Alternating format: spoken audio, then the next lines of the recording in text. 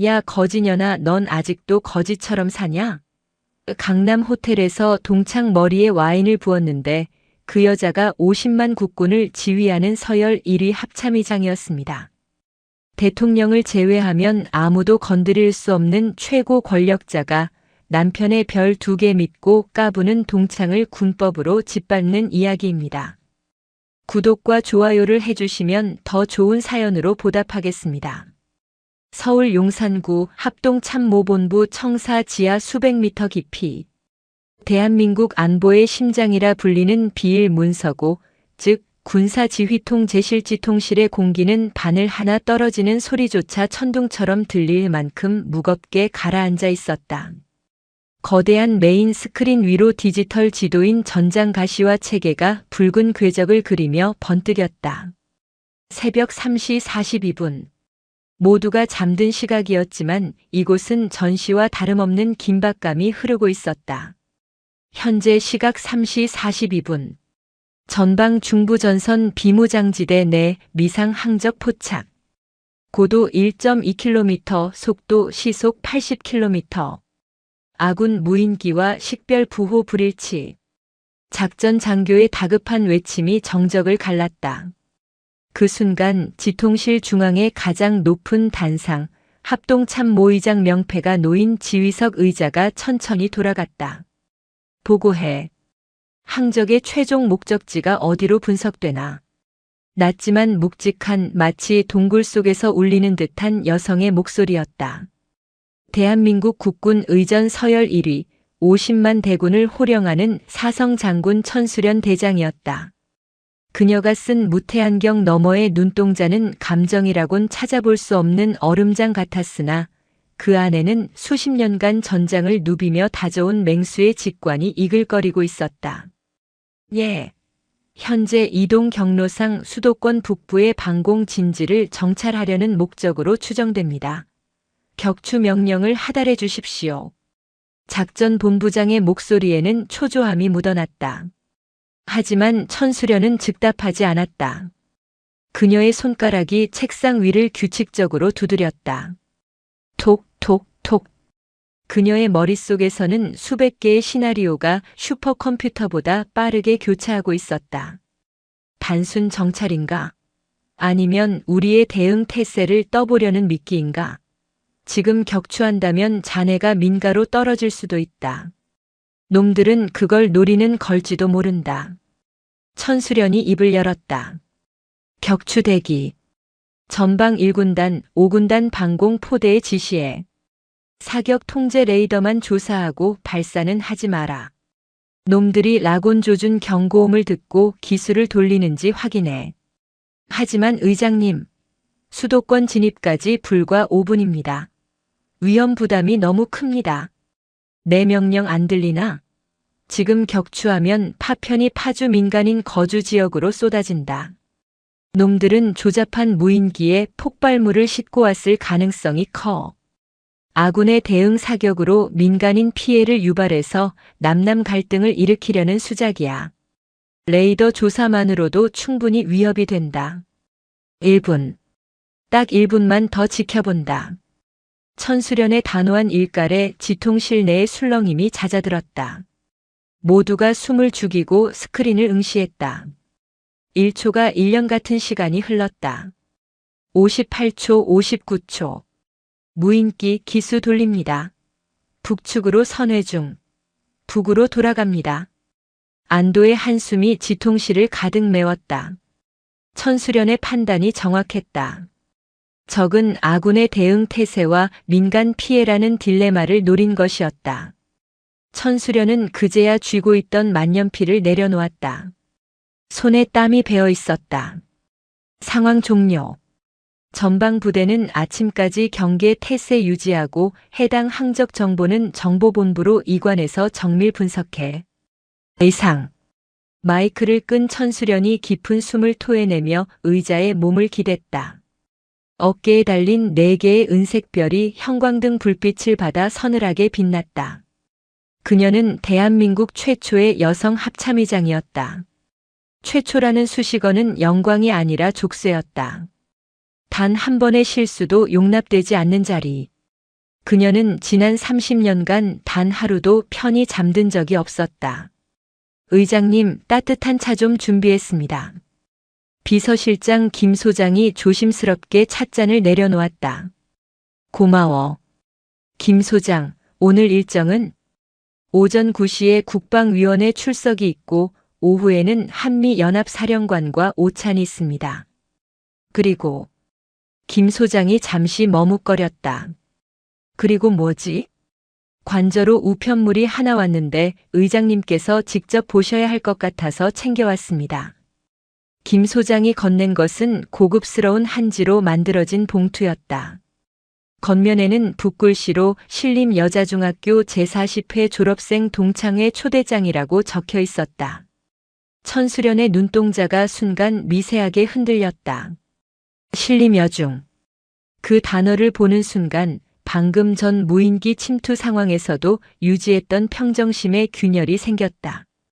코끝에서 비릿한 냄새가 났다. 지독한 곰팡이 냄새와 끈적하고 역겨운 싸구려 포도 향기였다. 40년 전 서울 관악구 난곡지구 달동네.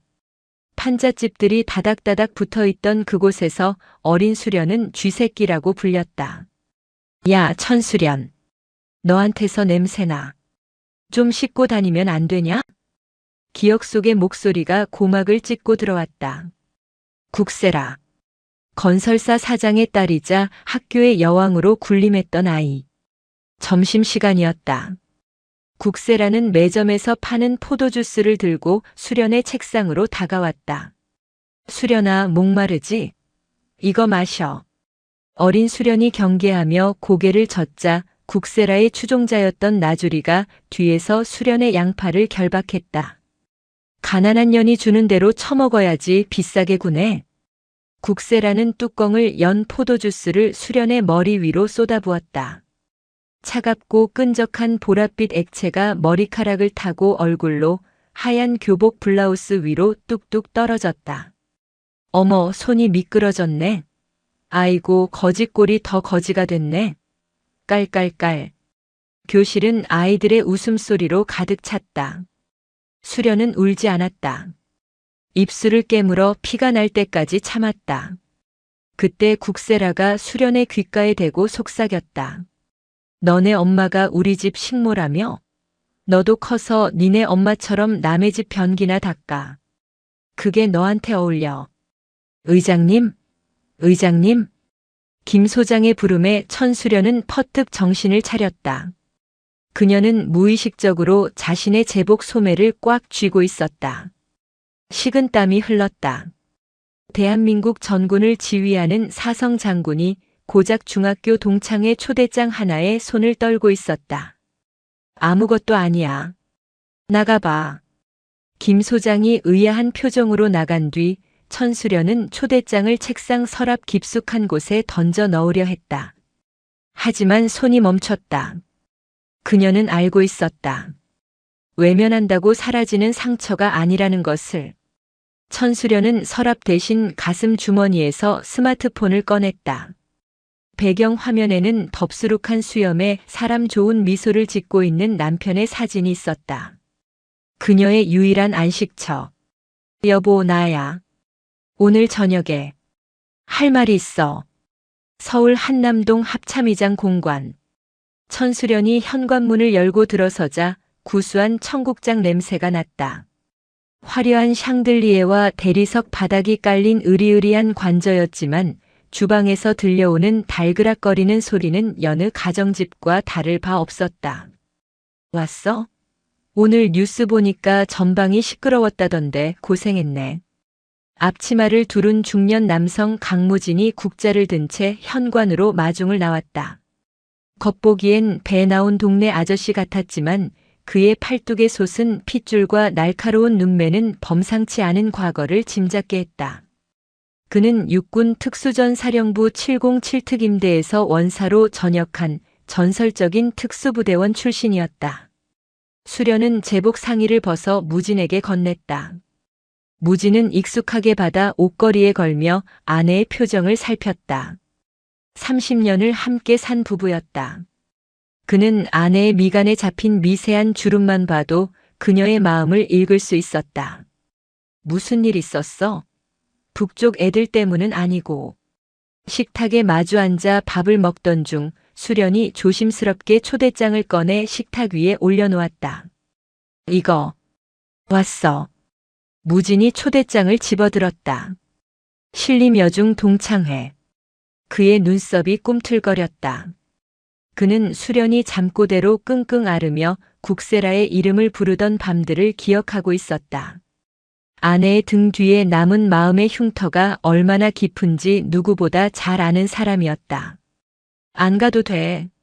뭐하러 그런 데 가서 스트레스를 받아. 당신이 지금 대한민국 합참의장인데 그런 놈들 상대할 시간도 아깝지. 무진이 초대장을 구겨 쓰레기통에 던지려 했다. 하지만 수련이 그의 손목을 잡았다. 가고 싶어. 뭐? 당신 진심이야? 응. 확인해보고 싶어. 내가 정말 강해졌는지. 아니면 겉보기에만 계급장으로 무장한 겁쟁이인지. 그리고 어머니 유언 기억하잖아. 수련아, 진정한 복수는 용서가 아니다. 내가 보란듯이 잘 살아서 그들이 너를 올려다보게 만드는 거야. 하지만 그들이 여전히 악하다면 그때는 피하지 말고 밟아라. 품위 있게. 수련의 어머니는 평생 파출부 일을 하면서도 딸에게 비굴함을 가르치지 않았다. 수련의 눈빛이 흔들림 없이 빛났다. 무진은 한숨을 내쉬며 초대장을 다시 내려놓았다. 그래. 당신 고집을 누가 꺾겠어. 근데 어떻게 갈 거야? 정복 입고? 헌병대 경호 차량 깔고? 아니. 수련이 고개를 저었다. 계급장 떼고 갈 거야. 내 배경, 내 지위 다 내려놓고 그냥 인간 천수련으로 갈 거야. 그들이 40년 전처럼 나를 대할 때 내가 어떻게 반응하는지 보고 싶어. 하. 이거 재밌겠네. 잠자는 사자의 콧수염을 뽑으러 가는 꼴이라니. 무진이 껄껄 웃으며 냉장고에서 소주 한 병을 꺼냈다. 좋아. 그럼 나도 같이 가.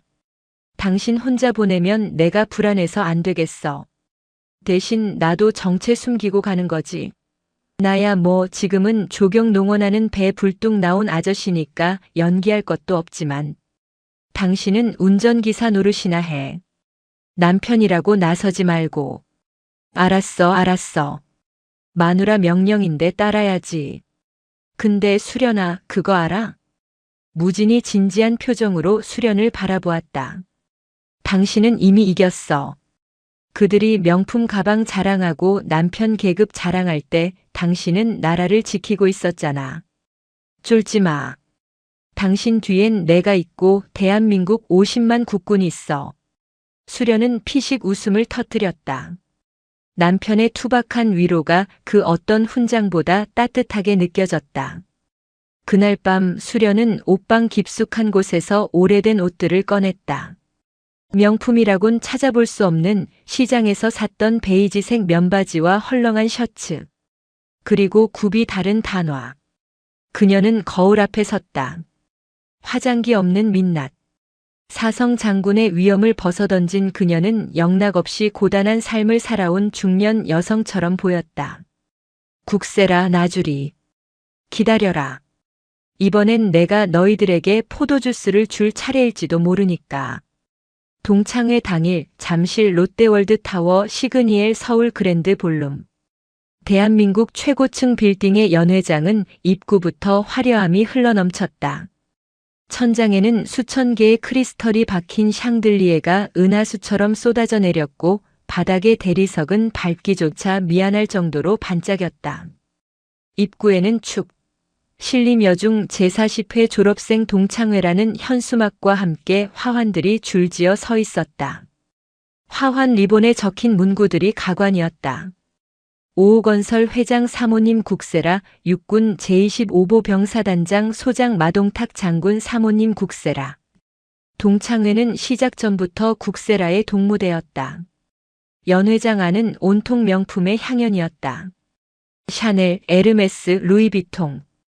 동창들은 저마다 자신이 가진 가장 비싼 가방과 보석을 두르고 나와 서로를 곁눈질하며 탐색전을 벌이고 있었다. 어머 얘, 너 피부과 어디 다녀? 얼굴에 광이 난다, 광이 나. 우리 남편이 이번에 강남에 빌딩 하나 올렸잖아. 거기 입점한 피부과 원장이 솜씨가 좋더라고. 대화의 내용은 천박하기 그지없었다.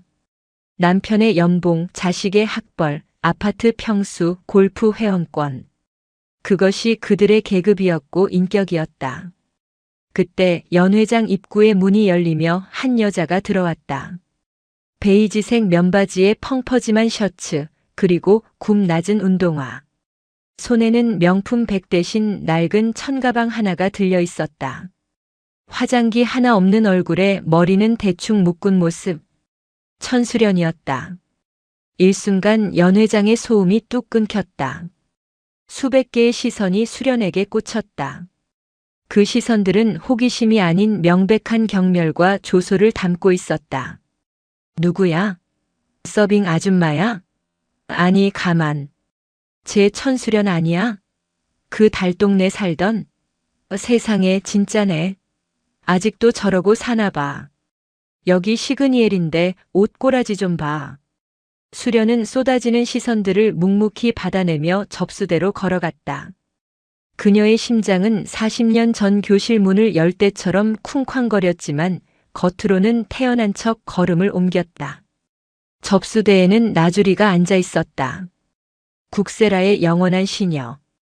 그녀는 짙은 화장에 보석이 박힌 안경을 쓰고 명단을 체크하고 있었다.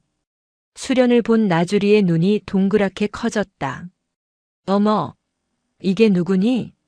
수련이 아니니? 살아있었구나. 나주리의 목소리는 하이톤으로 찢어졌다. 그녀는 자리에서 일어나 수련의 머리부터 발끝까지 노골적으로 훑어보았다. 야, 정말 반갑다. 근데 너 여기 회비 얼마인지 알고 온 거니? 인당 30만 원이야. 혹시 부담되면 말해. 우리가 걷어서 내줄 수도 있으니까. 옛날처럼. 나주리의 입가에 비릿한 미소가 걸렸다. 옛날처럼. 그것은 수련이 기초생활수급자로 급식비를 면제받던 시절을 비꼬는 말이었다. 수련은 아무런 대꾸 없이 천가방에서 흰 봉투를 꺼냈다. 그리고 정확히 5만 원권 6장을 꺼내 접수대 위에 올려놓았다. 여기 있어. 내 이름표 줘. 수련의 목소리는 건조했다. 나주리는 흥이 깨진 듯 입술을 삐죽거리며 이름표를 던지듯 건넸다. 자존심은 여전하네.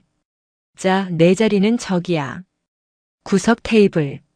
나주리가 손가락으로 가리킨 곳은 주방과 연결된 통로 바로 옆 가장 구석진 자리였다. 그곳에는 동창회의 주류에 끼지 못한 평범하거나 형편이 넉넉지 않은 친구들 몇몇이 주눅든 채 앉아 있었다. 수련은 군말 없이 그곳으로 걸어갔다. 등 뒤로 나주리가 옆 사람에게 속삭이는 소리가 들렸다. 쟤는 늙어서도 촌티를 못 벗네. 남편은 뭐 하는지 안 봐도 비디오다. 오늘 새라 오면 아주 볼만하겠어. 수련이 자리에 앉자 같은 테이블의 동창들이 어색하게 인사를 건넸다. 안녕. 수련아. 오랜만이다. 그들의 눈에도 수련의 행색은 초라해 보였다. 수련은 옅은 미소를 지으며 고개를 끄덕였다. 그녀의 시선은 연 회장 중앙 가장 화려하게 장식된 원탁 테이블을 향해 있었다. 비워져 있는 상석. 여왕의 자리였다. 잠시 후 웅장한 음악과 함께 연 회장의 메인 문이 활짝 열렸다. 야, 세라야.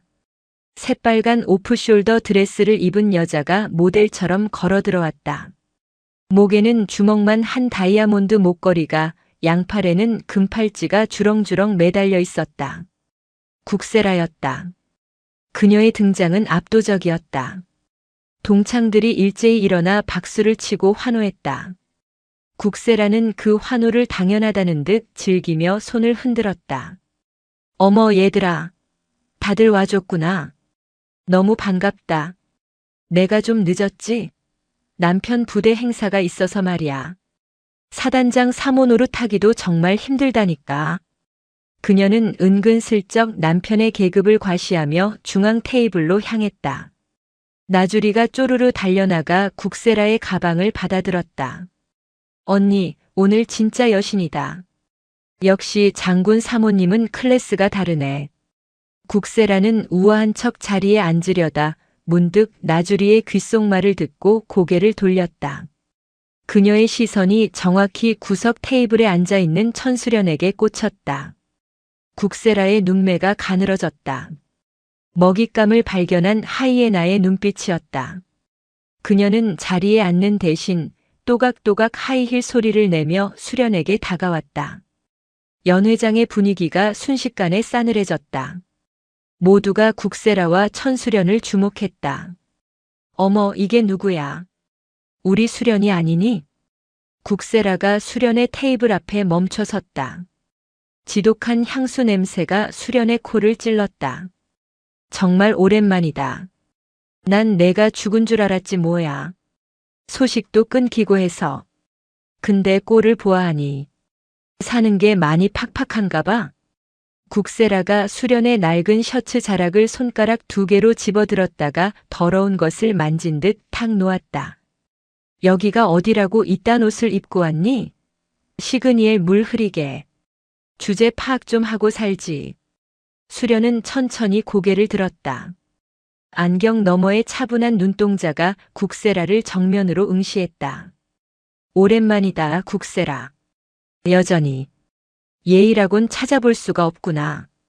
수련의 차분한 대꾸에 국세라의 얼굴이 울그락불그락 달아올랐다. 감히 천수련 따위가 내 눈을 똑바로 쳐다보고 말대꾸를 해? 국세라의 자존심에 금이 갔다. 뭐? 예의? 야, 천수련. 너 지금 나한테 뭐라고 했어? 시끄러우니까 좀 비켜줄래? 밥맛 떨어지려고 해. 하. 이 미친년이 진짜 돌았나? 국세라가 비명을 지르며 옆 웨이터가 들고 있던 트레이에서 최고급 레드 와인 한 병을 낚아챘다.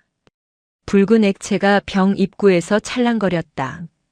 야, 천수련. 너 옛날 생각 안 나? 내가 기억나게 해줄까? 국세라가 와인병을 높이 쳐들었다. 40년 전 교실에서 쏟아지던 포도주스의 악몽이 오버랩되었다. 수련은 찻잔을 내려놓고 의자에서 천천히 일어났다. 그녀의 눈빛이 매섭게 변했다. 더 이상 참지 않겠다는, 이제는 결판을 내겠다는 신호였다. 부어봐. 이번엔 그냥 안 넘어갈 테니까. 이 거지 같은 년이. 국세라가 와인병을 기울였다. 콸콸콸. 검붉은 와인이 수련의 머리 위로 쏟아져 내렸다. 베이지색 셔츠가 붉게 물들고 얼굴을 타고 와인이 뚝뚝 떨어져 내렸다. 연회장은 비명과 경악으로 가득 찼다. 하지만 수련은 눈 하나 깜짝하지 않았다. 오히려 와인을 뒤집어 쓴 채 국세라를 향해 서늘하게 미소 지었다. 그때였다. 연회장 입구 쪽에서 굵직한 남성들의 목소리가 들려왔다. 어이쿠, 마 장군님 오셨습니까? 김 대령님도 오셨군요. 부인들 모시러 오셨나 봅니다. 제복을 입은 장교 남편들이 아내들을 픽업하기 위해 연회장으로 들어서고 있었다. 그 맨 앞에는 국세라의 남편이자 현역 육군 소장인 마동탁이 거만하게 걸어오고 있었다. 시그니엘 그랜드 볼룸의 공기는 붉은 와인 향과 비릿한 욕망, 그리고 곧 터져나올 파국의 전조로 끈적하게 엉겨붙어 있었다. 천수련의 머리 위에서 흘러내린 검붉은 와인은 베이지색 셔츠를 적시고 바닥의 대리석 위로 뚝뚝 떨어져 핏자국처럼 번져나갔다. 그녀의 속눈썹에 맺힌 와인 방울이 시야를 가렸지만 수련은 미동도 하지 않았다.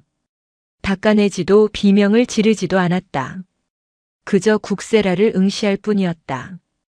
그 기묘한 침묵을 깬 것은 연회장 입구에서 들려온 호탕한 그러나 경박한 웃음소리였다. 하하. 김대령, 자네 부인은 내조를 참 잘해. 우리 집사람 비위를 저렇게 잘 맞춰주니 내가 진급 안 시켜줄 수가 있나? 육군 정복을 입은 사내들이 우르르 몰려 들어오고 있었다. 그 선두에는 어깨에 2개의 별소장을 단 마동탁이 거만하게 배를 내밀며 걸어왔다. 제25보 병사단장. 국세라의 남편이자 군 내에서도 줄타기와 압으로 악명 높은 정치 군인이었다. 그 뒤로 나주리의 남편인 김철수 대령 연대장을 비롯해 동창들의 남편인 중령, 소령들이 줄지어 따르고 있었다. 마치 맹수를 호위하는 하이에나 떼 같았다. 여보, 당신 왔어? 국세라가 남편을 발견하자마자 표정을 싹 바꿨다. 방금 전까지 악귀처럼 와인을 붓던 표정은 온데간데 없고 세상 억울하고 연약한 피해자의 얼굴로 돌변했다. 여보, 나 무서워 죽는 줄 알았어. 저 미친년이 내 동창회 다 망치고 있잖아. 국세라가 쪼르르 달려가 마동탁의 팔짱을 끼며 칭얼거렸다. 마동탁의 눈썹이 꿈틀거렸다. 그는 자신의 체면을 목숨보다 중요하게 여기는 위인이었다. 감히 장군 사모님이 주최한 성스러운 연회장에서 소란을 피우다니. 뭐? 어떤 놈의 여편네가 감히 내 아내를 건드려? 마동탁이 성큼성큼 걸어왔다.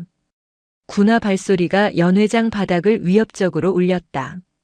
뒤따르던 김 대령과 다른 장교들도 험악한 표정을 지으며 분위기를 잡았다. 저 여자야. 저기 와인 뒤집어 쓴 거지 같은 년. 국세라가 손가락질한 곳에 천수련이 서 있었다. 와인에 젖어 헝클어진 머리, 싸구려 옷차림, 그리고 바닥만 보고 있는 듯한 처량한 모습. 마동탁은 코웃음을 쳤다. 딱 봐도 인생 패배자, 잃을 것 없는 미친 여자로 보였다. 마동탁이 수련의 코앞까지 다가왔다. 이봐 아줌마. 당신 제정신이야? 여기가 어디라고 와서 행패야? 내 아내가 누군지 몰라? 나 육군 소장 마동탁이야. 사단장이라고. 마동탁의 고함 소리에 연회장의 샹들리에가 흔들리는 듯 했다. 동창들은 겁에 질려 뒷걸음질 치면서도 사단장의 위세에 압도되어 숨죽여 지켜보았다. 하지만 수련은 대답하지 않았다. 그녀는 천천히 안경을 벗어 손에 쥐었다. 그리고 셔츠 소매로 얼굴에 흐르는 와인을 아주 느리게 닦아냈다. 그 동작이 어찌나 침착하고 고요한지 보고 있는 사람들의 등골이 서늘해질 정도였다. 옆에 있던 김 대령이 나서서 충성 경쟁을 하듯 소리쳤다. 이 여자가 귓구멍이 막혔나? 사단장님께서 묻지 않습니까? 당장 무릎 꿇고 사모님께 사과드리지 못해? 헌병대 불러서 영업방해로 쳐넣기 전에. 그래 여보. 전현이 나한테 와인 뿌리려고 했다니까? 내가 정당방위로 먼저 부은 거야. 저런 년은 콩밥을 먹여야 정신을 차려. 아주 밟아버려. 국세라가 옆에서 부채질을 했다. 마동탁은 우쭐해졌다. 수십 명의 귀부인들과 부하들 앞에서 자신의 권력을 과시할 절호의 기회였다. 그는 수련의 어깨를 손가락으로 쿡쿡 찌르며 으름장을 놓았다. 당신 오늘 사람 잘못 건드렸어. 내 말 한마디면 당신 같은 인생 하나 매장하는 건 일도 아니야. 어디서 굴러먹던 개뼈다귀가 감히 장군의 아내를. 그 순간이었다. 수련이 와인으로 얼룩진 얼굴을 들었다. 그리고 감겨있던 눈을 번쩍 떴다. 마동탁의 시선과 수련의 시선이 허공에서 정면으로 충돌했다. 마동탁은 입을 벌린 채 말을 잇지 못했다. 수련의 눈동자. 그 눈은 겁에 질린 패배자의 눈이 아니었다. 그것은 마치 사단 연병장 사열 때 가장 높은 곳에서 수만 명의 병력을 내려다보던 절대자의 눈빛이었다. 마동탁의 뇌리 깊은 곳에서 본능적인 공포의 사이렌이 울리기 시작했다. 에이, 이 눈빛. 어디서 봤는데? 그는 기억을 더듬었다. 3개월 전 육군본부 대회의실. 전군 주요 지휘관 회의. 단상 중앙에 앉아 자신들을 싸늘하게 질책하던 지옥의 저승사자라 불리던 그 사람. 마동탁의 동공이 지진이 난 듯 흔들렸다. 설마, 아닐 거야. 그분이 왜 이런 누추한 차림으로 와인을 뒤집어 쓰고 있겠어. 닮은 사람이겠지. 하지만 수련이 입을 열었을 때 그 희미한 희망마저 산산조각이 났다. 마동탁 소장. 목소리의 톤, 억양 그리고 그 안에 담긴 서리빨 같은 위압감. 그것은 50만 국군 장병이라면 누구나 오금이 저릴 수밖에 없는 절대적인 명령의 주파수였다. 자네는 민간인 구역에서 민간인을 상대로 계급장을 앞세워 협박하는 것이 25사단장이 할 짓이라고 배웠나? 시간이 멈췄다. 마동탁의 얼굴에서 핏기가 썰물처럼 빠져나갔다. 그의 입술이 파르르 떨리더니 턱이 덜덜거리며 부딪히는 소리가 들릴 정도였다. 옆에서 씩씩대던 김대령이 눈치 없이 끼어들었다. 이 아줌마가 미쳤나? 어디서 감히 사단장님 함자를 함부로. 닥쳐. 마동탁이 비명처럼 소리치며 김대령의 정강이를 걷어찼다. 김대령이 하고 쓰러졌다. 국세라가 놀라서 눈을 동그랗게 떴다. 여보, 왜 그래? 김대령을 왜 차? 하지만 마동탁의 귀에는 아내의 목소리가 들리지 않았다. 그의 눈앞에는 오직 와인을 뒤집어 쓴 채 서 있는, 그러나 그 어떤 정복을 입었을 때보다 거대한 산처럼 느껴지는 천수련만이 보였다. 마동탁의 다리가 의지와 상관없이 후들거렸다. 20년 넘게 몸에 밴 군인의 반사신경이 이성을 지배했다. 마동탁의 무릎이 털썩 대리석 바닥에 꽂혔다. 쿵소리가 연회장에 울렸다. 그는 마치 감전된 사람처럼 용수철같이 상체를 세우고 오른손을 번개처럼 눈썹 끝에 가져다 댔다. 충성. 합참의장님께 대하여 경례. 그의 목소리는 찢어질 듯한 비명에 가까웠다. 순간 연회장 안에 있던 모든 군인들이 얼어붙었다. 김대령, 최중령, 박소령. 그들은 합참의장이라는 단어를 듣는 순간 뇌가 정지했다. 합참의장, 군 서열 1위, 사성장군, 국방부 장관을 제외하면 군복을 입은 자 중 가장 높은 존재. 쓰러져 있던 김대령이 벌떡 일어나며 수련의 얼굴을 다시 보았다. 그리고 경악했다. TV 뉴스에서 국방일보 일면에서 매일 보던 그 얼굴이었다. 안경을 벗고 와인을 뒤집어 썼을 뿐 그 서늘한 눈매는 분명 천수련 대장이었다. 충성. 연쇄 반응이 일어났다. 김대령이 무릎을 꿇었다. 뒤따라온 중령들이 소령들이 일제히 바닥에 무릎을 꿇고 거수 경례를 올렸다.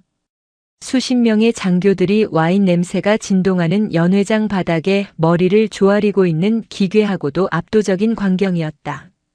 국세라는 입을 떡 벌린 채 이 상황을 이해하지 못했다. 여보, 당신 미쳤어? 일어나. 쪽팔리게 왜 그래? 전현이 뭐라고? 국세라가 마동탁의 어깨를 잡고 흔들었다. 하지만 마동탁은 아내의 손을 거칠게 뿌리쳤다. 손 치워. 이 무식한 여편네야. 너 지금 누구한테 와인을 부은 줄 알아? 너 미쳤어? 우리 다 죽이려고 작정했어?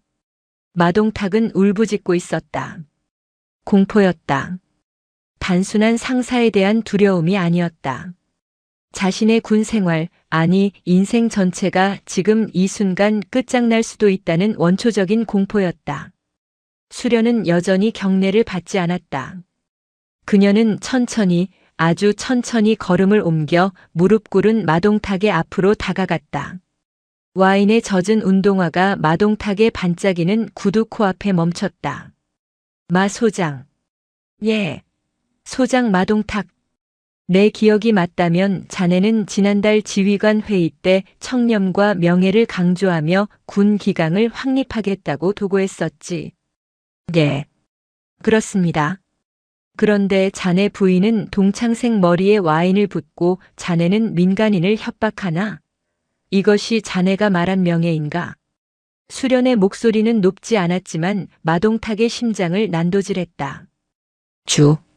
죽을 죄를 지었습니다. 의장님, 한 번만, 제발 한 번만 살려주십시오. 마동탁이 바닥에 머리를 쾅쾅 찧었다. 이마에서 피가 흘렀지만 그는 멈추지 않았다. 주변의 동창들은 사색이 되어 있었다. 특히 나주리는 다리에 힘이 풀려 주저앉아 버렸다. 자신이 시녀 취급하며 5만 원짜리라고 비웃었던 그 천수련이 남편인 김대령이 하늘처럼 모시는 사단장조차 벌벌 떨게 만드는 군 서열 1위라니. 그때 연회장 입구에서 또 다른 남자가 걸어 들어왔다. 덥수룩한 수염에 평범한 점퍼 차림의 강무진이었다. 하지만 그의 손에는 웬만한 몽둥이보다 위협적인 분위기가 서려 있었다. 그는 성큼성큼 걸어와 무릎 꿇은 장교들 사이를 가르고 수련의 곁으로 왔다. 무진은 주머니에서 깨끗한 손수건을 꺼내 수련의 얼굴에 묻은 와인을 정성스럽게 닦아주었다. 괜찮아? 눈 안 따가워? 다정한 목소리였다. 수련은 잠시 무진의 손길에 얼굴을 맡겼다.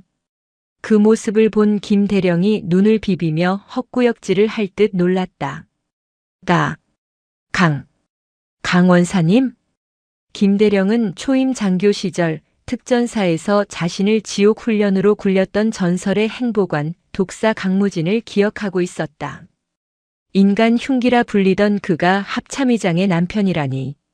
무진은 김대령을 슬쩍 곁눈질로 보더니 피식 웃었다.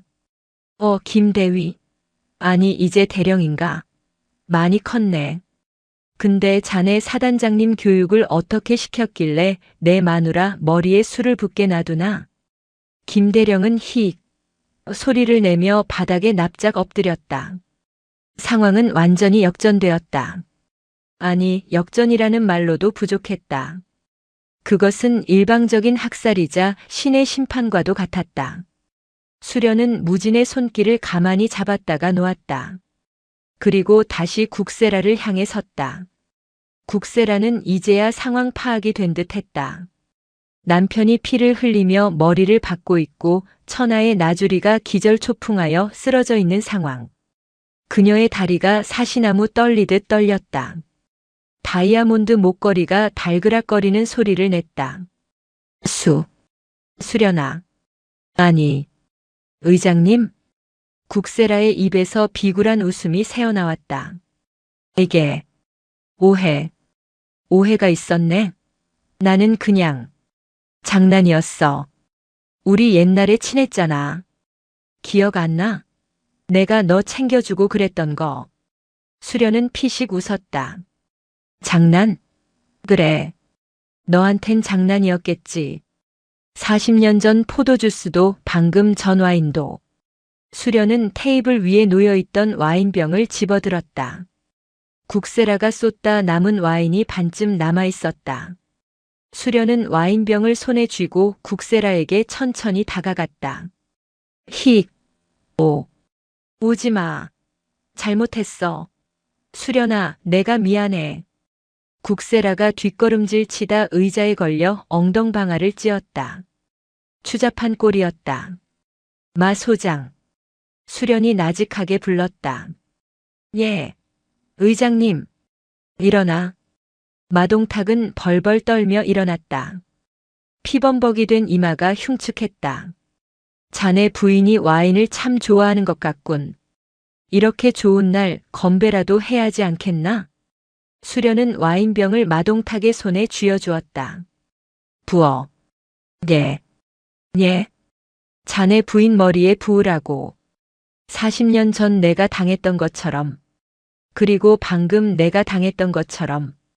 똑같이. 마동탁은 와인병을 든 손을 부들부들 떨었다.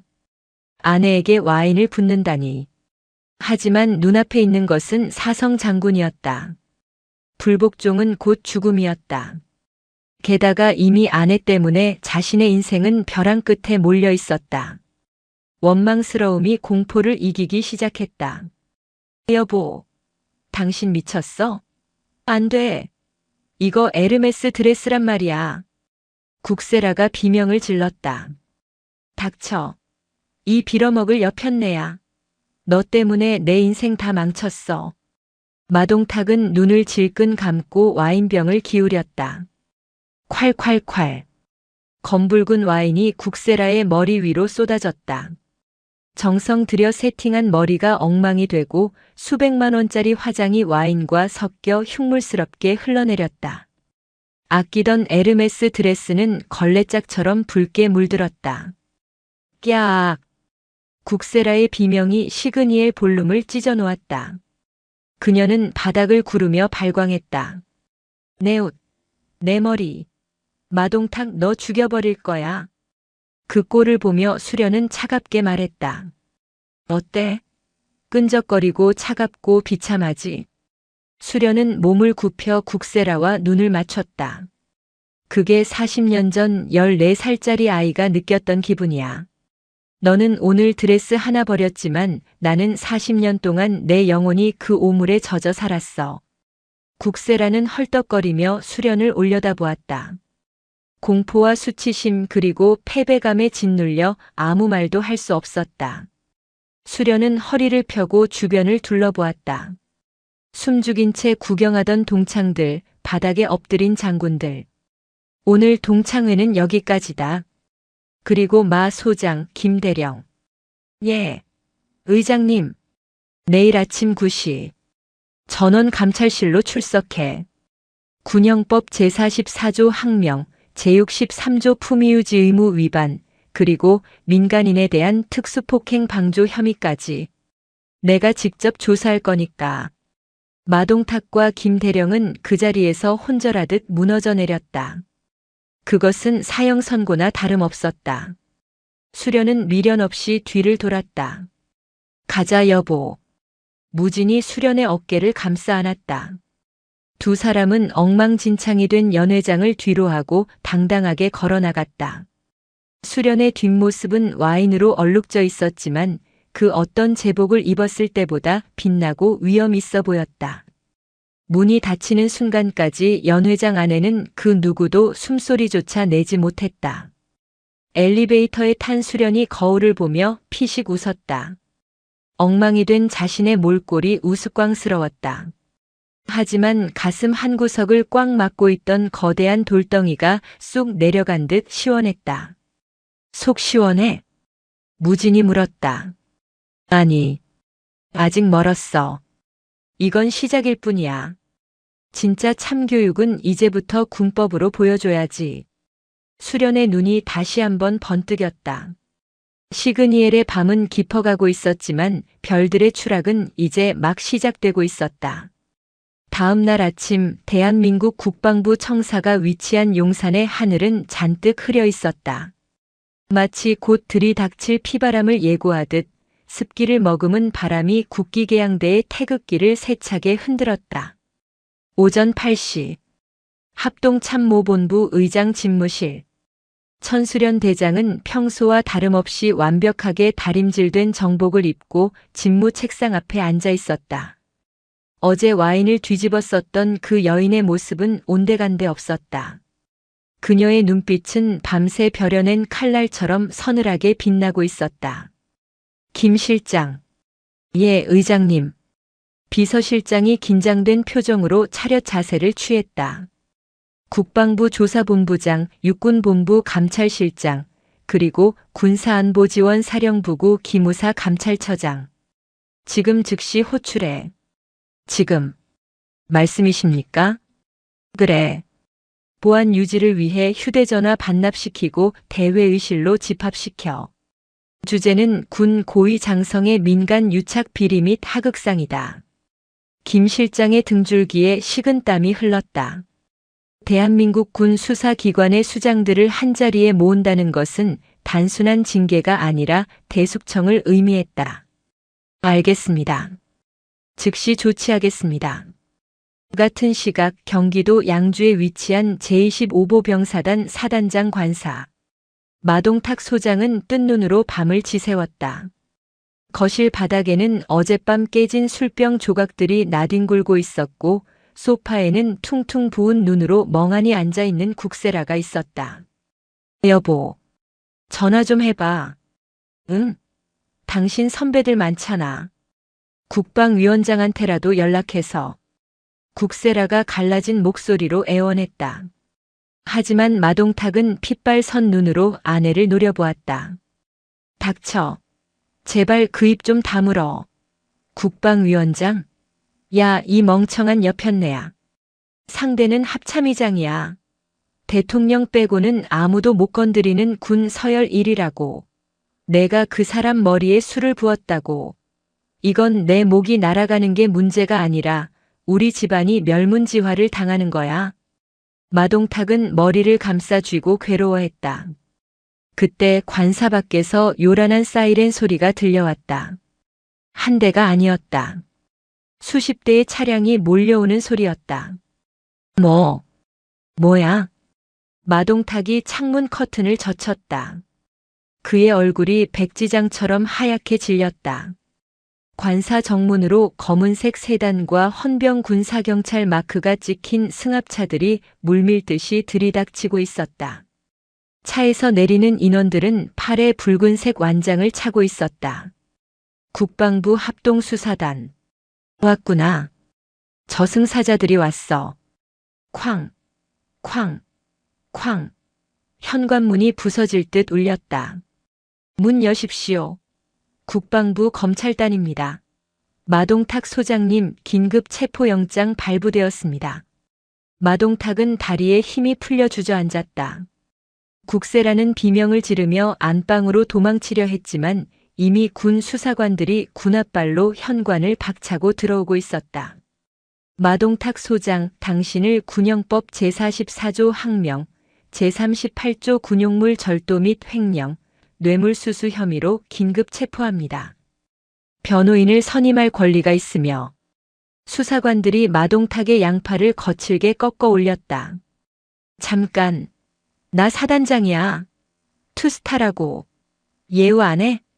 어디서 감히. 마동탁이 발버둥 쳤지만 수사관 중 책임자로 보이는 대령이 차갑게 비웃었다. 예우? 합참의장님 면전에서 민간인 폭행을 방조하고 하극상을 벌인 군인에게 예우는 없습니다. 끌고 가. 철컥. 차가운 금속 수갑이 마동탁의 손목을 조였다. 평생을 권력의 상징으로 여겼던 손목시계 옆에 범죄자의 낙인이 채워진 것이다. 안 돼. 여보.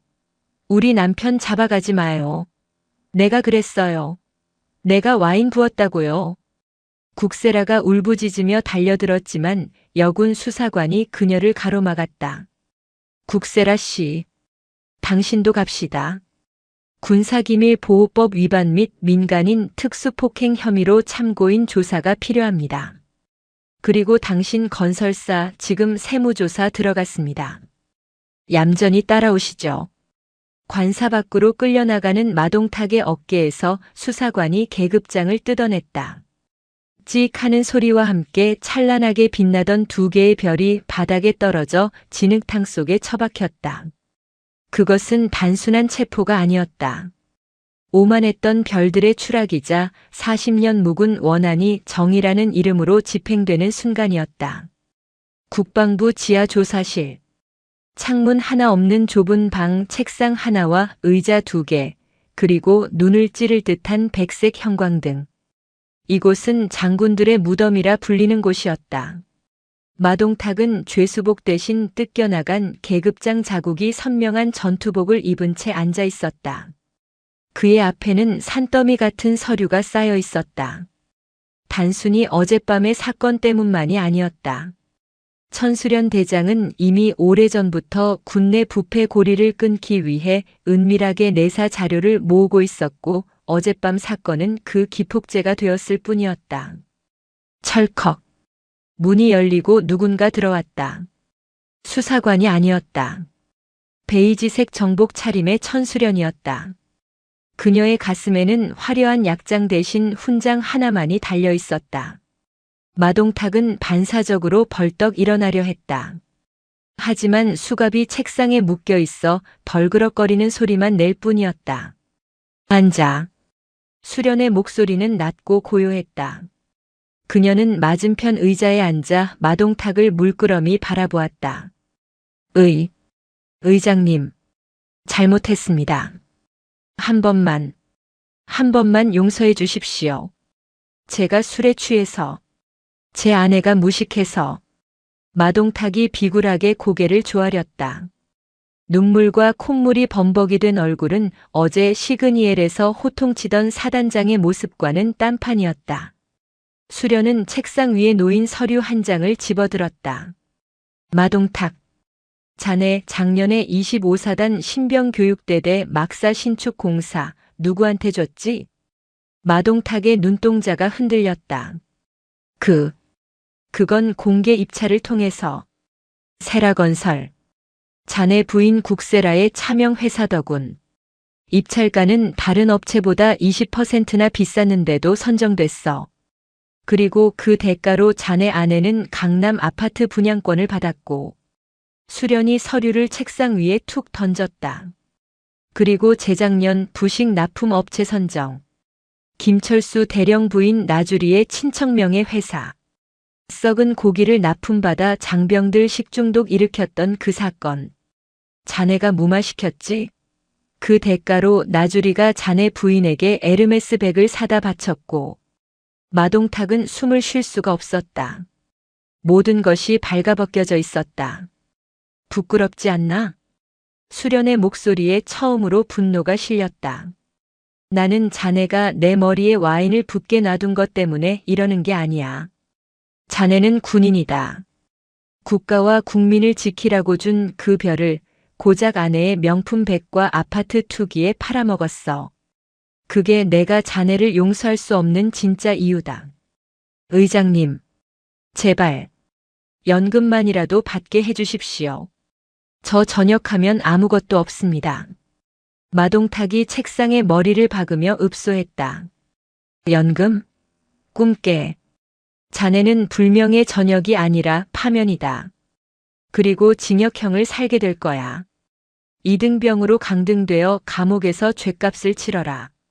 수련은 자리에서 일어났다. 아, 그리고 자네 부인 국세라 씨. 지금 옆방에서 조사를 받고 있는데 자네가 시켜서 억지로 한 일이라고 진술하더군. 횡령도 뇌물도 다 남편이 시킨 짓이라고. 마동탁의 표정이 일그러졌다. 배신감에 치를 떨었다. 그년이. 야, 이 나쁜 년아. 내가 누구 때문에 그 짓을 했는데. 다 내가 백 사달라, 차 바꿔달라 징징거려서 그런 거잖아. 마동탁이 고래고래 소리를 지르며 발광했다. 수련은 씁쓸한 표정으로 뒤돌아섰다. 서로 물어뜯어라. 그게 너희들이 살아온 방식이니까. 취조실을 나온 수련은 복도 끝 창가에 섰다. 밖에는 비가 내리기 시작했다. 유리창에 비친 자신의 얼굴을 보았다. 통쾌함보다는 깊은 허무함이 밀려왔다. 여보, 나 잘하고 있는 걸까? 혼잣말처럼 중얼거리는 그녀의 등 뒤로 무진이 다가와 조용히 어깨를 감싸주었다. 잘하고 있어. 썩은 살을 도려내야 새 살이 돋는 거야. 당신은 지금 대한민국 군대를 치료하고 있는 중이야. 같은 시각 옆방 취조실. 국세라는 화장이 다 지워진 민낯으로 덜덜 떨고 있었다. 아니에요. 저는 몰라요. 남편이 군인이라 알아서 한다고 해서. 저는 그냥. 사모님. 여기 계좌 내역 다 나왔습니다. 사모님 명의로 된 페이퍼 컴퍼니에서 20억이 빠져나갔어요. 이거 다 뇌물입니다. 남편 탓하지 마시고 죗값 받으세요. 수사관의 추궁에 국세라는 바닥에 주저앉아 통곡했다. 천수련 2년. 내가 가만 안 둘 거야. 하지만 그녀의 저주는 공허한 메아리에 불과했다. 그녀가 믿었던 돈도 권력도 남편의 계급장도 이제는 아무런 힘이 없었다. 그녀는 철저하게 혼자였다. 일주일 후 뉴스는 온통 현역 사단장 부부의 방산 비리 및 뇌물수수 사건으로 도배되었다. 천수련 대장의 이름은 언급되지 않았다. 그녀는 철저하게 배후에서 원칙대로 처리했을 뿐 자신을 영웅화하지 않았다. 국세라는 구속 수사를 받게 되었고 그녀의 건설사는 부도 처리되었다. 마동탁은 군사법원에서 징역 15년을 구형받았다. 그들이 쌓아 올린 모래성은 파도 한 번의 흔적도 없이 사라졌다. 나주리를 비롯한 추종자들은 국세라에게 등을 돌렸다. 참고인 조사를 받으면서 서로의 비리를 폭로하기 바빴다. 세라 언니가 시켰어요. 저는 그냥 심부름만 했을 뿐이에요. 우정이라 믿었던 관계는 이익이 사라지자 추악한 밑바닥을 드러냈다. 어느 날 오후 수련은 무진과 함께 서울 구치소 접견실을 찾았다. 국세라가 면회를 신청했기 때문이었다. 무진은 가지 말라고 말렸지만 수련은 마지막으로 매듭을 짓고 싶어 했다. 유리병 너머로 국세라가 나타났다. 푸른색 수의를 입고 머리는 헝클어진 채였다. 며칠 사이 10년은 늙어 보였다. 오만하던 눈빛은 초점을 잃고 흐리멍덩했다. 수련아. 국세라가 힘없이 불렀다. 왜 보자고 했어? 나. 억울해. 내가 뭘 그렇게 잘못했니? 다들 그렇게 살잖아. 있는 사람은 좀 누리고 없는 사람은 좀 참고. 그게 세상 이치 아니야? 왜 나한테만 이렇게 가혹해? 국세라는 여전히 반성하지 않고 있었다. 자신이 운이 나빠서 걸렸다고 생각하는 듯 했다. 수련은 한숨을 내쉬었다. 화도 나지 않았다. 그저 안쓰러울 뿐이었다. 세라야. 너는 아직도 모르는구나. 뭘? 품위는 돈에서 나오는 게 아니야. 그리고 강함은 남을 짓밟는 데서 나오는 게 아니야. 너는 평생 갑옷처럼 명품을 두르고 남편 계급장을 휘둘렀지만 그 안에 너는 발가벗은 어린애였어. 겁쟁이였고. 뭐라고? 겁쟁이? 그래. 너는 내 자신이 초라해질까봐 남을 괴롭혔어. 나를 밟으면서 내 우월감을 확인하고 싶었겠지. 하지만 나는 내가 불쌍해. 너는 단 한 번도 진정한 너 자신으로 살아본 적이 없으니까. 수련은 자리에서 일어났다. 나는 너를 용서하지 않아. 하지만 미워하지도 않을 거야. 너를 미워하는 감정조차 나에게는 낭비니까. 여기서 평생 내가 지은 죄를 곱씹으며 살아. 그게 내가 받을 진짜 벌이야. 야, 천수련. 가지마. 야. 국세라가 유리벽을 두드리며 소리쳤지만 수련은 뒤도 돌아보지 않고 접견실을 나갔다. 등 뒤에서 들리는 국세라의 절규가 점점 멀어졌다. 구치소를 나온 두 사람을 맞이한 것은 맑게 갠 가을 하늘이었다. 배고프다. 여보, 우리 밥 먹으러 갈까? 무진이 수련의 손을 잡으며 물었다. 뭐 먹을래? 스테이크? 아니면 호텔 뷔페? 수련이 고개를 저으며 웃었다. 아니, 순대국밥. 아주 뜨끈하고 얼큰한 걸로. 시장통에 있는 그 집 가자. 하하. 역시 천수련답다. 그래, 가자. 두 사람은 근처 재래시장으로 향했다. 시그니엘의 화려한 코스 요리보다 시장통의 뚝배기 한 그릇이 훨씬 더 귀하고 맛있게 느껴졌다. 수련은 국밥을 한 숟가락 크게 떠먹으며 생각했다. 어린 시절 포도주스를 뒤집어 쓰고 울면서 집으로 돌아오면 엄마가 끓여주시던 그 따뜻한 된장국. 그것이 자신을 살게 했다. 그리고 지금은 남편 무진이 곁에 있다. 이거면 됐어. 나는 충분히 행복해. 수련은 40년 동안 가슴을 짓누르던 돌덩이가 완전히 사라진 것을 느꼈다. 그녀는 이제 더 이상 과거에 상처 입은 소녀가 아니었다. 그녀는 대한민국 합참의장이자 사랑받는 아내, 그리고 스스로의 존엄을 지킨 승리자였다. 식당 TV에서 뉴스가 흘러나왔다. 군 당국 방산 비리 척결을 위한 대대적인 감찰 착수. 천수련 합참의장, 성역 없는 수사지시. 수련은 무진과 눈을 마주치며 빙긋 웃었다. 그리고 깍두기 하나를 아작 씹었다. 맛있다. 정말. 별들은 침묵했지만 그 침묵 뒤에는 정의가 살아 숨쉬고 있었다. 그리고 그들의 식탁 위에는 소박하지만 가장 확실한 행복이 김을 모락모락 피우며 놓여 있었다. 2달 후 서울 용산구 국방부 고등군사법원 대법정. 대한민국 건군 이래 최대 규모의 장성급 방산 비리 및 민간인 모욕 사건 선고 공판이 열리는 날이었다. 방청석은 기자들과 성난 여론을 대변하는 시민단체, 그리고 호기심에 찬 군 관계자들로 발 디딜 틈이 없었다. 피고인석에는 수의를 입은 마동탁 전 소장과 국세라가 나란히 앉아 있었다.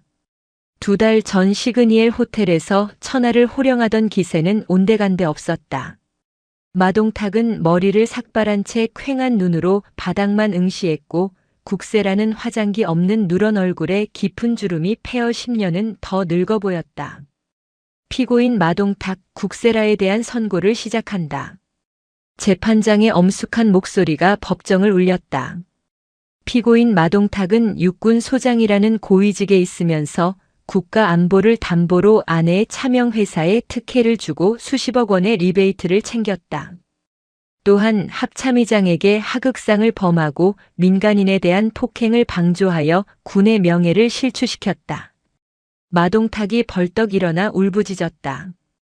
재판장님, 억울합니다. 저는 다 아내가 시켜서 한 겁니다. 저 여자가 명품 백 사달라, 강남 아파트 사달라 복가돼서 어쩔 수 없이. 저는 피해자입니다. 옆에 있던 국세라가 미친 사람처럼 소리 질렀다. 이 미친 인간아. 내가 장군 체면 세워달라고 돈 필요하다며. 골프 회원권 끊어달라고 징징거린 게 누군데. 내 인생 물어내. 너 때문에 내가 범죄자 됐어. 법정은 순식간에 아수라장이 되었다. 부부였던 2사람은 서로의 머리채를 잡을 듯이 으르렁거렸다.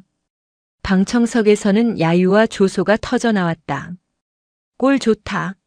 저게 장군 부부라니. 평생 감옥에서 썩어라. 재판장이 의사봉을 쾅쾅 두드렸다. 정숙.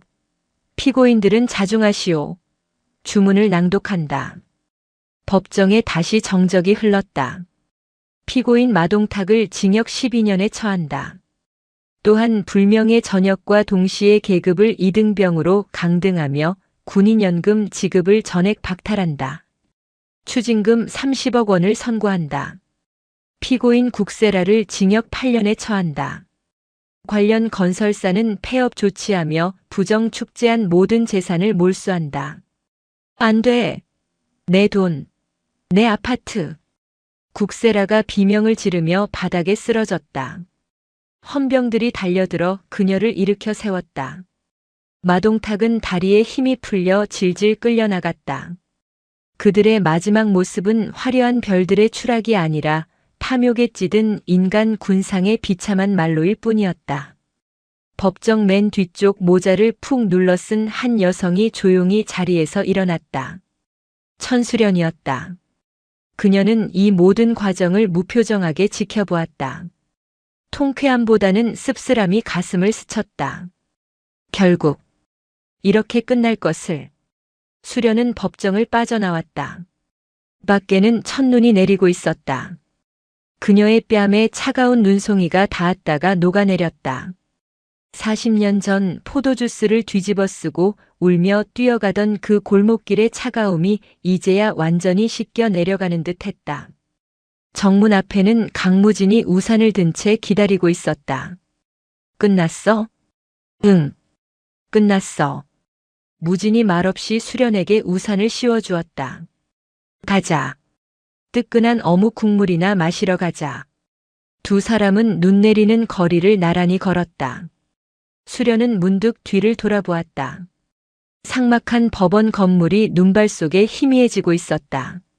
악연은 그렇게 눈과 함께 덮여가고 있었다. 충북 청주 여자교도소. 국세라는 4021번이라는 번호로 불리고 있었다. 에르메스 드레스 대신 거친 죄수복을 입었고 다이아몬드 목걸이 대신 플라스틱 식판을 들어야 했다. 그녀가 배정받은 감방은 8인실이었다. 좁고 습한 방 안에는 이미 터줏대감들이 자리 잡고 있었다. 어이 신입, 장군 사모님이라며? 여기서는 내 남편 계급장 안 통한다. 화장실 청소부터 해. 사기죄로 들어온 방장이 국세라에게 걸레를 던졌다. 국세라는 치밀어 오르는 분노에 입술을 깨물었다. 네. 내가 누군지 알아? 나 국세라야. 건설사 회장이었다고. 지랄하고 자빠졌네. 야, 밟아. 방장의 눈짓에 다른 수감자들이 국세라를 에워쌌다. 40년 전 자신이 천수련을 괴롭힐 때 나주리와 아이들이 했던 짓 그대로였다. 국세라는 바닥에 웅크린 채 발길질을 당하며 비명을 질렀다. 살려줘. 잘못했어. 그날 밤 국세라는 화장실 구석에 앉아 퉁퉁 부은 얼굴로 울었다. 차가운 타일 바닥, 냄새나는 변기. 문득 수련의 말이 떠올랐다. 너네 엄마가 우리 집 화장실 청소하더라. 너도 커서 변기나 닦아. 자신이 뱉었던 그 독설이 40년이라는 시간을 돌고 돌아 정확히 자신의 현실이 되어 있었다. 이것은 저주가 아니라 인과응보였다. 며칠 뒤 영치품이 도착했다는 방송이 나왔다. 국세라는 가족들이 보낸 것인가 싶어 헐레벌떡 면회실로 갔다. 하지만 기다리는 사람은 아무도 없었다. 남편은 감옥에 있고 하나뿐인 딸은 유학 간 미국에서 연락을 끊어버렸다. 교도관이 건넨 것은 작은 소포 상자 하나였다. 발신인은 적혀 있지 않았다. 떨리는 손으로 상자를 열었다. 그 안에는 낡은 일기장 한 권과 두꺼운 양말 한 켤레, 그리고 편지 한 통이 들어 있었다. 국세라는 편지를 펼쳤다. 세라야. 날씨가 많이 춥지. 이 일기장은 내가 중학교 때 썼던 거야. 매일 너한테 괴롭힘 당하고 집에 와서 죽고 싶다는 말을 수없이 적었던 그 일기장이다. 버리려다가 혹시나 해서 뒀었는데 이제는 주인에게 돌려주는 게 맞을 것 같아서 보낸다. 한번 읽어봐. 내가 재미로 던진 돌에 개구리가 얼마나 아파했는지. 그리고 양말은 감방 바닥이 차가울 것 같아서 넣었다. 내가 나한테 줬던 차가운 포도주스 대신 나는 따뜻한 양말을 보낸다. 이게 나의 복수야. 너와 똑같은 괴물이 되지 않겠다는 선언이고, 부디 그곳에서는 남의 눈이 아니라 내 자신의 마음을 들여다보며 살길 바란다. 밥 굶지 말고. 편지 끝에는 이름 대신 작은 포도 그림이 그려져 있었다. 국세라는 일기장을 넘겼다. 삐뚤빼뚤한 글씨로 적힌 14살 천수련의 절규가 가득했다. 오늘도 세라가 내 가방을 변기에 버렸다. 엄마한테 말하면 속상해 하실까봐 그냥 넘어졌다 하고 빨았다. 손이 너무 시렸다. 학교 가기 싫다. 세라가 죽었으면 좋겠다. 아니, 내가 죽으면 이 고통이 끝날까? 국세라의 손이 덜덜 떨렸다. 툭, 투둑. 눈물이 일기장 위로 떨어졌다. 자신이 짓밟았던 것이 단순한 가난한 아이가 아니라 피와 살이 있고 감정이 있는 한 인간이었다는 사실이 이제야 사무치게 다가왔다. 으흐흑. 흑흑. 국세라는 감방 바닥에 주저앉아 오열했다. 억울해서 우는 눈물이 아니었다. 태어나서 처음으로 느껴보는 뼈저린 참회의 눈물이었다. 그녀는 수련이 보낸 두꺼운 양말을 가슴에 품고 하염없이 울었다. 그날 저녁 국세라는 배식받은 콩밥을 한 톨도 남기지 않고 먹었다. 눈물 젖은 밥은 짜고 썼지만 그녀는 꾸역꾸역 목구멍으로 넘겼다. 살아야 했다. 살아서 언젠가 수련을 다시 만난다면 무릎 꿇고 진심으로 미안하다고 말해야 했다. 그것이 그녀가 할 수 있는 유일한 속죄였다. 2년 후 봄. 천수련 대장의 저녁식이 열리는 계룡대 대연병장. 50만 장병의 도열을 받으며 천수련이 단상에 섰다. 그녀는 대한민국 국군 역사상 가장 존경받는 합참의장으로 기록되었다. 재임 기간 동안 그녀는 군내 사조직을 척결하고 방산 비리를 뿌리 뽑았으며 병영 문화를 혁신적으로 개선했다. 나 천수련은 오늘부로 군복을 벗습니다. 지난 40년 군인은 나의 직업이 아니라 나의 신앙이었습니다. 수련의 목소리가 스피커를 타고 연병장에 울려 퍼졌다. 때로는 흔들렸고 때로는 도망치고 싶었습니다. 하지만 나를 지탱해 준 것은 내 어깨의 별이 아니라 나를 믿어준 전우들과 사랑하는 가족 그리고 정의가 반드시 승리한다는 믿음이었습니다. 그녀의 시선이 귀빈석 맨 앞줄에 앉아있는 강무진에게 머물렀다. 무진은 엄지손가락을 치켜 세우며 환하게 웃고 있었다. 이제 나는 민간인 천수련으로 돌아갑니다. 장군의 명예는 여기에 내려놓지만 인간 천수련의 품위는 죽는 날까지 지키겠습니다. 충성. 수련이 마지막 거수 경례를 올렸다. 수천 명의 장병들이 일제히 답례했다. 예포가 터지고 오색 풍선이 하늘로 날아올랐다. 가장 아름답고 명예로운 퇴장이었다. 일주일 뒤 경기도 양평의 한적한 전원주택. 수련과 무진이 운영하는 작은 조경 농원이었다. 수련은 헐렁한 작업복에 밀진 모자를 쓰고 꽃밭을 가꾸고 있었다. 흑투성이가 된 손이 그 어떤 장갑을 꼈을 때보다 편안해 보였다. 어이, 천 사장님. 새참 드셔야지. 무진이 쟁반을 들고 다가왔다. 쟁반 위에는 막걸리 한 주전자와 김치전, 그리고 와인 한 병이 놓여 있었다. 웬 와인이야? 대낮부터? 수련이 땀을 닦으며 물었다. 무진이 돗자리를 펴며 싱긋 웃었다. 오늘이 무슨 날인지 잊었어? 당신 그 지옥 같은 동창회 갔다 온 지 딱 2년 되는 날이잖아. 아, 벌써 그렇게 됐나? 수련은 피식 웃으며 자리에 앉았다. 무진이 와인잔에 붉은 와인을 따랐다. 햇살을 받아 영롱하게 빛나는 와인은 더 이상 핏빛으로 보이지 않았다. 그저 향긋한 포도주일 뿐이었다. 그때는 이 와인이 무기 같았는데 지금 보니까 그냥 술이네. 그렇지. 마음먹기에 달린 거야. 당신이 강해지니까 와인도 그냥 맛있는 음료수가 되는 거지. 무진이 잔을 건넸다. 건배할까? 당신의 새로운 인생을 위하여. 그리고 이제는 진짜 자유로워진 천수련을 위하여. 위하여. 쨍 하는 청아한 소리와 함께 두 잔이 부딪혔다. 수련은 와인을 한 모금 마셨다. 달콤하고 쌉싸름한 맛이 입안에 감돌았다. 그때 우체부 오토바이 소리가 들렸다. 천수련 씨, 편지 왔습니다. 수련이 받아든 편지 봉투에는 발신인 이름이 없었다. 하지만 교도소 소인이 찍혀 있었다. 의장님. 아니, 수련아. 나 세라야. 뉴스에서 내 저녁식 봤어. 정말 멋있더라. 나는 여기서 제빵 기술을 배우고 있어. 얼마 전에는 내가 만든 빵을 동료들한테 나눠줬는데 다들 맛있다고 웃어주더라. 누군가에게 뭘 뺏는 게 아니라 주는 기쁨이 이런 건지 처음 알았어.